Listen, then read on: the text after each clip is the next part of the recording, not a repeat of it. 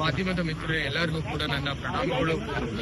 ಇಂದು ನಮ್ಮ ಸಾಮಾಜಿಕ ನ್ಯಾಯ ಜಾಗೃತಿ ವೇದಿಕೆ ವತಿಯಿಂದ ನಡೆದಿರುವಂತದ್ದು ಒಂದು ಮೇಲಿನ ಸಭೆಯ ನಂತರ ರಾಜ್ಯಪಾಲರಿಗೆ ನಮ್ಮ ಕೆಲವು ನಿರ್ಣಯ ಬಗ್ಗೆ ಹಾಗೂ ನಮ್ಮ ನಿಲುವು ಬಗ್ಗೆ ಅವ್ರಿಗೆ ಪತ್ರಿಕೆ ಮೂಲಕ ನಾವು ನೀಡಿದ್ದೀವಿ. ನಮ್ಮ ಆಕ್ಷೇಪ ಏನು ವ್ಯಕ್ತಪಡಿಸಿದ್ವಿ ಅದ್ರ ಬಗ್ಗೆನೂ ಕೂಡ ಒಂದು ಚರ್ಚೆ ಮಾಡಿದ್ದೀವಿ. ಈ ಜಾತಿ ಸಮೀಕ್ಷಾ, ಸಾಮಾಜಿಕ ಹಾಗೂ ಶೈಕ್ಷಣಿಕ ಸಮೀಕ್ಷೆ ಏನು ಮಾಡ್ತಾ ಇದ್ದಾರೆ ಮಾನ್ಯ ಮುಖ್ಯಮಂತ್ರಿಗಳು ಮತ್ತೆ ಈ ಸರ್ಕಾರ, ಅದು ಅತಿ ಅವೈಜ್ಞಾನಿಕ ರೀತಿಯಲ್ಲಿ ಮಾಡ್ತಾ ಇದ್ದಾರೆ. ನಿರ್ದಿಷ್ಟವಾಗಿ ಈ ಕ್ರಿಶ್ಚಿಯನ್ ಸಬ್ಕಾಸ್ಟ್ಗಳ ಒಂದು ಆರ್ಟಿಫಿಷಿಯಲ್ ಆಗಿ ಸೇರಿಸಿರ್ತಕ್ಕಂಥದ್ದು ಅತ್ಯಂತ ಖಂಡನೀಯ. 47 ಒಂದು ಸಬ್ಕಾಸ್ಟ್ಗಳನ್ನು ಸೇರಿಸಿರೋದು ಬರೀ ಈ ಪಟ್ಟಿಯಲ್ಲಿ ಅಧಿಕೃತವಾದಂತಹ ಹಿಂದೆ ಇರುವಂತದ್ದು ಯಾವುದೇ ಪಟ್ಟಿಯಲ್ಲಿ ಇಲ್ಲ. ಅದು ಮತಾಂತರಕ್ಕೆ ಒಂದು ಅವಕಾಶ ಕೊಡುವಂತದ್ದು ದೃಷ್ಟಿಯಲ್ಲಿ ಸಹ ಅದು ಮಾಡ್ತಾ ಇದ್ದಾರೆ ಅಂತ ನಮ್ಮ ಭಾವನೆ. ಅದು ನಿಲ್ಲಿಸಬೇಕಾಗಿದೆ.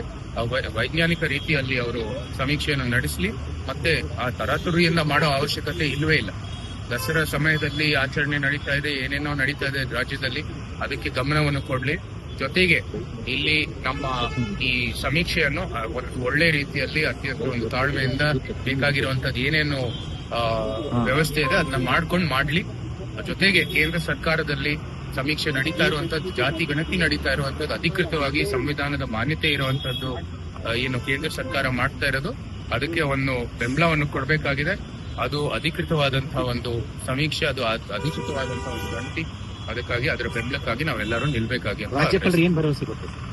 ರಾಜ್ಯಪಾಲರು ನಮ್ಮ ಅಂಶಗಳನ್ನು ಒಂದಷ್ಟು ಚರ್ಚೆ ಮಾಡಿದ್ರು. ನಂತರ ಅವರು ಕೂಡ ಇದು ತಾತ್ವಿಕವಾಗಿ ಸರಿ ಅಂತ ಹೇಳಿ ನಾವು ಕೂಡ ಯಾವ ರೀತಿ ನಿಲ್ಕೋಬೇಕು ತೀರ್ಮಾನ. ಮುಂದಿನ ಸಭೆ ಮೈಸೂರಲ್ಲಿ ಇಟ್ಕೊಂಡಿದ್ರು ಸರ್, ಯಾವಾಗ ತೀರ್ಮಾನ ಮಾಡ್ತೀವಿ. ತಕ್ಷಣ ಹೇಳಿದ ತಕ್ಷಣ ನಿಮ್ಗೆ